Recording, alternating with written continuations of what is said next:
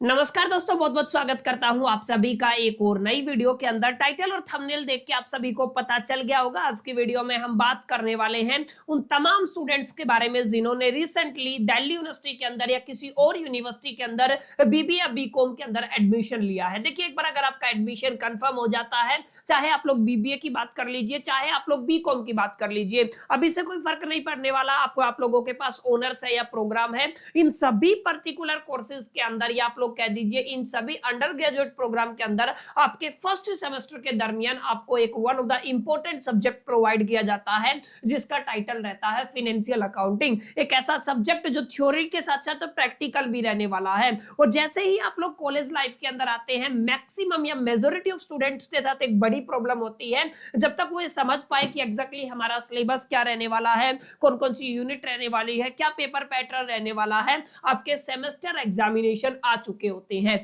आप सभी के साथ ऐसी प्रॉब्लम ना हो, प्रॉपर आज की वीडियो में मैं आपको एक स्टडी प्लान देने वाला हूं। उम्मीद करता हूं आप लोग इस वीडियो को आखिरी तक जरूर देखेंगे। वीडियो अगर आपको यूजफुल लगता है, हेल्पफुल लगता है, तो इसे लाइक करके अपने दोस्तों के साथ शेयर जरूर करेंगे। तो विदाउट वेस्टिंग टाइम चलिए शुरू करते हैं। देखिए, इनिशियल लेवल पे इंट्रोडक्शन के अंदर मैं बता चुका हूं, आज हम बात करने वाले हैं आपके सब्जेक्ट फाइनेंशियल अकाउंटिंग की। फाइनेंशियल अकाउंटिंग आपको सेमेस्टर 1 के दरमियान प्रोवाइड किया जाता है और ये आपका डीएससी कैटेगरी का सब्जेक्ट होता है। देखिए, आज जब आप दिल्ली यूनिवर्सिटी के अंदर एडमिशन लेते हैं तो आपकी पहली कैटेगरी रहती है डीएससी, जिसको डिसिप्लिन सब्जेक्ट भी बोलते हो, या आप लोग इसको बोल सकते हो कोर सब्जेक्ट है, मतलब इनके साथ कोई छेड़छाड़ नहीं की जा सकती है। इसके अलावा दिल्ली यूनिवर्सिटी के अंदर आपको और भी अलग अलग कैटेगरी मिलती है, जैसे एक वेक कैटेगरी होती है, एक आपकी सेक कैटेगरी होती है। अब वेक का मतलब क्या होता है, वैल्यू एडिशन कोर्सेज, और सेक का मतलब होता है स्किल इनहांसमेंट कोर्सेज। अब इनके अंदर कई बार आपको चॉइस भी दे दी जाती है, that is depending completely on the college to college. तो यहाँ पे आपकी तब्दीली, परिवर्तन और चेंजेस के चांसेस होते हैं। लेकिन अगर आप लोग डीएससी सब्जेक्ट की बात करते हैं तो डीएससी सब्जेक्ट के अंदर कोई परिवर्तन नहीं होता है, वो सब्जेक्ट आपको कंपलसरी पढ़ने ही पढ़ने होते हैं। और फर्स्ट ईयर के दरमियान, फर्स्ट सेमेस्टर के दरमियान आपका फाइनेंशियल अकाउंटिंग डीएससी का सब्जेक्ट रहता है। और एक चीज आप लोग जरूर अपने दिमाग और जहन में रखिएगा, डीएससी के सब्जेक्ट का जो क्रेडिट है ना,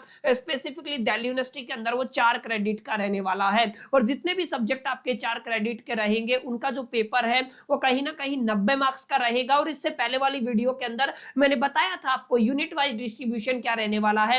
एग्जैक्टली 5 यूनिट के अंदर आपके एंटायर सिलेबस को डिवाइड कर दिया जाता है। हालांकि यूनिट वाइज डिस्ट्रीब्यूशन तो आपको समझ में आ जाता है, यहाँ पे बड़ी कंफ्यूजन आप सभी के साथ ये बनी रहती है कि उन यूनिट के अंदर पर्टिकुलर कितने चैप्टर हैं, टोटल नंबर ऑफ चैप्टर कितने हैं, कौन सा चैप्टर पहले पढ़ना चाहिए, कौन सा चैप्टर बाद में पढ़ना चाहिए। इन तमाम मुद्दों पर आज हम डिटेल में चर्चा करने वाले हैं। जैसे अगर मैं बात करूं आपके फाइनेंशियल अकाउंटिंग की, स्टडी प्लान 2025 का मतलब है कहां से पढ़ना है, कैसे पढ़ना है, कौन सी किताबों का इस्तेमाल करना है, इस पर हम लोग डिटेल में चर्चा करने वाले हैं। जैसा कि आप सभी को पता है, 5 यूनिट के अंदर आपके सिलेबस को डिवाइड किया गया है। माने सबसे पहले आपकी यूनिट नंबर 1 आ जाती है, उसके बाद आपकी यूनिट नंबर 2 आ जाती है, अब आपको यूनिट नंबर 3, फिर उसके बाद ऐसे यूनिट नंबर 4, और लास्ट में जाके क्या आती है, आपकी यूनिट नंबर 5 आती है। ये जो आपका पेपर है ये थ्योरेटिकल भी रहेगा, अलोंग विद प्रैक्टिकल क्वेश्चन भी आपको देखने को मिलेंगे। अब देखिए, अगर आप लोग ग्रेजुएशन के अंदर आ गए हैं, बीकॉम या बीबीए के अंदर आ गए हैं, तो अमूमन 2 तरीके के बच्चे यहाँ पे रहेंगे। एक जिनका बैकग्राउंड कॉमर्स का रहा है,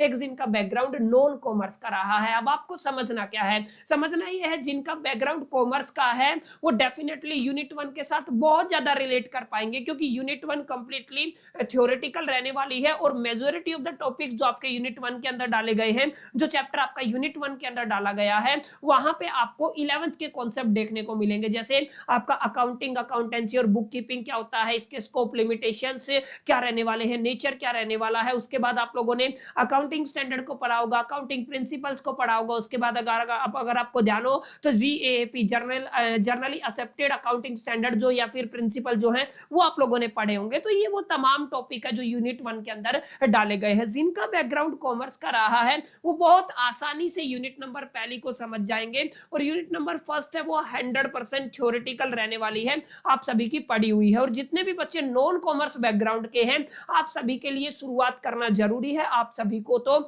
यूनिट 1 से ही शुरू करना चाहिए, क्योंकि अगर आप कॉमर्स के फंडामेंटल को समझेंगे तभी तो आगे मूव ऑन कर पाएंगे, तभी तो चीजें आपको समझ में आएंगी। जब आपको बेसिक ही नहीं पता है तो आप लोग कैसे आगे बढ़ पाएंगे। तो जितने भी बच्चे साइंस बैकग्राउंड के हैं, जितने भी बच्चे ह्यूमैनिटीज बैकग्राउंड के हैं, और अगर आप लोग कॉमर्स के अंदर ग्रेजुएशन करना चाहते हैं तो डेफिनेटली मैं आपको सजेस्ट करूंगा यूनिट 1 से ही शुरू कीजिए। इन शॉर्ट में आपका यूनिट 1 से ही आपको शुरू करना है। काफी ऐसे टीचर हैं यूट्यूब के ऊपर भी जो आपको सजेशन देंगे कि आप यूनिट नंबर 3 से शुरू कर लीजिए, 4 से शुरू कर लीजिए या 5 से शुरू कर लीजिए। अगर आप लोग सीक्वेंस में चलेंगे तो बेटर रहेगा। सीक्वेंस इन द सेंस कि आपको पहले फंडामेंटल क्लियर करने हैं, उसके बाद आपको नेक्स्ट स्टेप पे जाना है। क्लियर? तो जितने भी बच्चे कॉमर्स बैकग्राउंड के हैं, जितने भी बच्चे नॉन कॉमर्स बैकग्राउंड के हैं, दोनों को ये चीज की क्लैरिटी हो गया होगा यूनिट 1 के अंदर आपको क्या कुछ देखने को मिलेगा। अच्छा, मार्क्स डिस्ट्रीब्यूशन की बात करूं तो आप लोग ध्यान से देखिएगा, ये जो यूनिट है ये करीब करीब 15% कॉन्ट्रीब्यूट करने वाली है आपके फाइनल एग्जामिनेशन के अंदर। डीएससी 4 क्रेडिट का पेपर 90 नंबर का पेपर रहता है, ये बात मैं आपको बता चुका हूं। पेपर कितने नंबर का रहेगा? 90 नंबर का रहेगा। 90 नंबर के पेपर के अंदर 3 घंटे का आपको समय दिया जाता है। 5 क्वेश्चन आपको देखने को मिलेंगे, माने 5 क्वेश्चन आपको फाइनल एग्जामिनेशन के अंदर अटेम्प्ट करने हैं। तो आप लोग ध्यान से देखिएगा, जो आपका ये 90 है, 90 मार्क्स का जो पेपर है इसका 15% जो कितना बनता है आपका अप्रोक्सीमेट 13.5, आप लोग नियरली क्लोज मान लीजिए इसको 14 के आसपास। 14 नंबर का आपका पहला यूनिट रहेगा, और पहले यूनिट के अंदर आपको कोई प्रैक्टिकल क्वेश्चन देखने को नहीं मिलता है, पूरा का पूरा थ्योरेटिकल रहेगा। और बहुत जल्द, जैसा कि आप सभी को पता है, हमारे चैनल के ऊपर सेमेस्टर 1 के लिए फाइनेंशियल अकाउंटिंग के लिए 2 दिन हमने डिसाइड किए हैं। पहला दिन आपका शनिवार रहने वाला है, दूसरा आपका रविवार रहने वाला है। तो आप लोग नोट कर लीजिए, शनिवार प्लस में आप लोग क्या कह दीजिए रविवार, माने सैटरडे और संडे को आपको 2 दिन लगातार आपकी financial accounting along with the business law की क्लासेस मिलेंगी। और ये जो आपकी क्लासेस है, एक दिन के अंदर एक क्लास होगी, 2 क्लास मैं आपको एक वीक के अंदर प्रोवाइड करूंगा। दोनों क्लासेस आपके पूरे वीक के लिए मोर देन सफिशिएंट रहने वाली है। जैसे 1 जुलाई के बाद जो आपका नेक्स्ट आपका सैटरडे आएगा या संडे आएगा, उसके दिन मैं आपको कंप्लीट यूनिट 1 करा दूंगा, माने आपके 14 नंबर का काम एक वीडियो के अंदर करा दूंगा। और इतना मैं आपको गारंटी दे सकता हूं, चाहे आप कॉमर्स बैकग्राउंड के बच्चे हो, चाहे आप लोग नॉन कॉमर्स बैकग्राउंड के बच्चे हो, आपके बिल्कुल खोपड़ी से चौपड़ी तक एक एक कॉन्सेप्ट आपको समझ में आएगा। बहुत बेहतरीन विजुअल्स के साथ मैं प्रेजेंट करने वाला हूं। तो मेक श्योर करके आप इस चैनल को सब्सक्राइब करके बेल आइकन को जरूर प्रेस कर लीजिएगा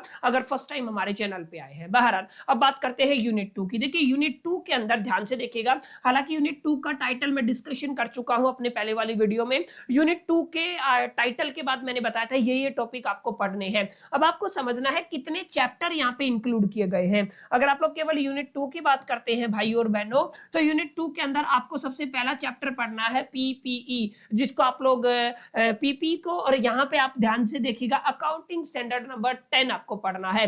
पीपीपी का मतलब क्या होता है, आप लोग ये मान के चले, जो आप लोगों ने 11th क्लास के अंदर एक चैप्टर पढ़ा था जिसको हम डेप्रिसिएशन कहते हैं ना, तो डेप्रिसिएशन का ही यहाँ पे प्रॉपर्टी प्लांट इक्विपमेंट इसका फुल फॉर्म होता है। तो जो प्रॉपर्टी प्लांट और इक्विपमेंट अकाउंटिंग स्टैंडर्ड नंबर 10 जो आपको यहाँ पे इंक्लूड किया गया है, उसको पढ़ना। आप लोग समझ लीजिएगा, जो आप लोगों ने 11th क्लास में डेप्रिसिएशन पढ़ा था, सबसे ज्यादा प्रैक्टिकल चैप्टर रहने वाला है, अलोंग विद सम थ्योरी भी आपको पढ़नी है, तो डेप्रिसिएशन वाला चैप्टर ही रहने वाला है। नो डाउट यहाँ पे हमें थोड़ा एडवांस लेवल पे जाकर स्टडी करना है, माने जो 11th में पढ़ा था वो सब ट्रेलर था, अभी पिक्चर यहाँ पे बाकी है। ठीक है, तो डेप्रिसिएशन आपका एक चैप्टर रहेगा, इसके बाद आपको इन्वेंट्री देखने को मिलेगी। तो आप लोगों को 2 चैप्टर यूनिट 2 के अंदर पढ़ने हैं, प्लांट प्रॉपर्टी इक्विपमेंट या फिर डेप्रिसिएशन शॉर्ट फॉर्म में बोल सकते हैं, दूसरा इन्वेंट्रीज रहने वाला है। फाइनल एग्जामिनेशन में इस यूनिट की बात करूं तो आप लोग मान लीजिए 20% कंट्रीब्यूट करने वाली है, माने 18 नंबर की यूनिट आने वाली है आपके बीकॉम प्रोग्राम के अंदर। याद रखिएगा किसके हम लोग बात कर रहे हैं, बीकॉम प्रोग्राम की। क्लियर है? तो इस चीज को आपको जरूर ख्याल में रखना है, यूनिट 2 के अंदर कितने चैप्टर रहने वाले हैं। अब ध्यान दीजिएगा, यूनिट 3 के अंदर भी आपको केवल 2 चैप्टर देखने को मिलेंगे। एक तो आपका फाइनल अकाउंट आपको पढ़ना है, एक आपको एनपीओ पढ़ना है, माने नॉन प्रॉफिट ऑर्गेनाइजेशन। इसका भी जो फाइनल एग्जाम के अंदर कंट्रीब्यूशन 20% रहेगा, माने करीब करीब 18 नंबर की ये वाली यूनिट रहने वाली है। अब बात करते हैं यूनिट 4 की। यूनिट 4 मोस्ट इंपोर्टेंट यूनिट है अकॉर्डिंग टू मी। अगर आप मेरे से पूछते हैं ये यूनिट 4 सबसे ज्यादा इंपॉर्टेंट क्यों है, क्योंकि एक तो सबसे ज्यादा मार्क्स आपको फाइनल एग्जामिनेशन के अंदर दिलाएगी, और यहाँ पे काफी डिफिकल्ट कॉन्सेप्ट आपको देखने को मिलते हैं। जैसे आपको ब्रांच अकाउंट पढ़ना है, उसके डिपार्टमेंटल पढ़ना है और लीज पढ़ना है। अपने आप में काफी अच्छे तीनों चैप्टर रहने वाले हैं, ब्रांच अकाउंट, डिपार्टमेंटल और लीज। और अगर फाइनल एग्जामिनेशन की बात करूं तो करीब करीब आप लोग मान के चल सकते हैं तो 25% ये फाइनल एग्जामिनेशन में आपका ये वाला यूनिट कंट्रीब्यूट करने वाला है। माने करीब करीब कितना है, करीब करीब 22.5 नंबर का ये यूनिट आएगा। आप लोग नियरली क्लोज टू इसको 22 मान सकते हैं, क्योंकि हाफ नंबर में पहले यहाँ पे आपका एडजस्ट कर चुका हूँ। 13.5 की जगह कितना बताया था मैंने, 14 नंबर बताया था। ठीक है, तो आप लोग 12.5 की आप लोग अगर डायरेक्ट कंसीडर करना चाहे तो कंसीडर कर सकते हैं। लास्ट वाली जो 5 की यूनिट है ना, यहाँ पे प्रैक्टिकल क्वेश्चन आपको देखने को नहीं मिलते हैं, कंप्लीटली थ्योरेटिकल रहने वाली है। और ये कंप्यूटर बेस्ड अकाउंटिंग रहने वाली है, यानी कि कंप्यूटराइज्ड अकाउंटिंग रहने वाली है। वही 20% कंट्रीब्यूट करेगी, करीब करीब 18 नंबर का यहाँ पे आपका मार्क्स का क्वेश्चन इस यूनिट से आने वाला है। तो ये आपका एक थोड़ा सा फ्रेमवर्क था।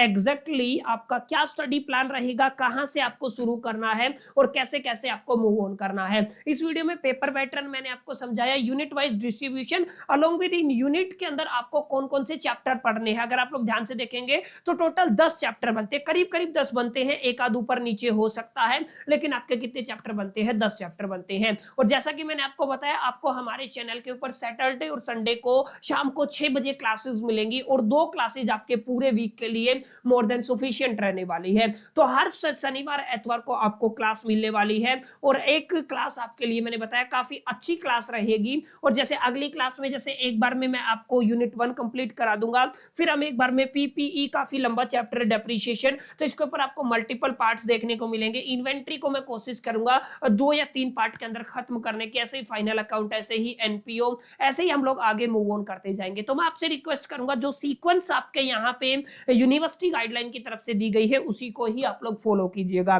तो जितने भी मेरे भाई बंधु अब की बार फर्स्ट ईयर के अंदर आए हैं बीबीए या बीकॉम के अंदर, और स्पेसिफिकली दिल्ली यूनिवर्सिटी के अंदर, कोई फर्क नहीं पड़ता आप ऑनर्स के स्टूडेंट है या प्रोग्राम के स्टूडेंट है, इससे भी कोई फर्क नहीं पड़ने वाला है कि आप लोगों ने एसएल से एडमिशन लिया है या रेगुलर से एडमिशन लिया है। आप सभी के लिए वन स्टॉप सॉल्यूशन रहने वाला है बीकॉम कॉर्नर, जहां पे आपकी एक एक प्रॉब्लम का सॉल्यूशन आपको दिया जाता है। उम्मीद करता हूं वीडियो आपको यूजफुल लगा होगा, हेल्पफुल लगा होगा। यूजफुल या हेल्पफुल वीडियो लगा तो यार इसे लाइक करके अपने दोस्तों के साथ शेयर जरूर कर दीजिएगा, एक छोटा सा प्यारा सा कमेंट जरूर कीजिएगा। इस वीडियो में इतना ही, चलिए मिलते हैं नेक्स्ट वीडियो में, जब तक के लिए मैं तो all the best, lucky plan.